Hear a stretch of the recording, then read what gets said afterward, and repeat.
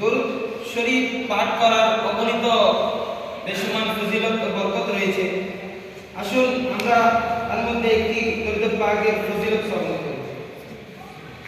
নবী করিম রউফুর রহিম হুজুর সাল্লাল্লাহু তাআলা আলাইহি ওয়াসাল্লাম ইরশাদ করেন, হে লোকেরা, নিশ্চয়ই কিয়ামতের দিনের ভয়াবহতা এবং হিসাব নিকাশ থেকে তাড়াতাড়ি মুক্তিপ্রাপ্ত ব্যক্তি সেই হবে যে তোমাদের মধ্য থেকে আমার প্রতি দুনিয়ায় অধিক হারে দরুদ শরীফ পাঠ করবে।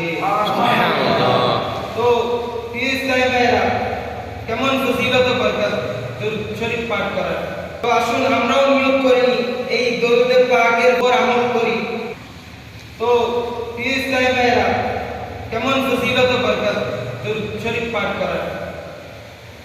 তো আসুন আমরাও নিয়ত করে নিই এই দরুদ পাকের উপর আমল করি।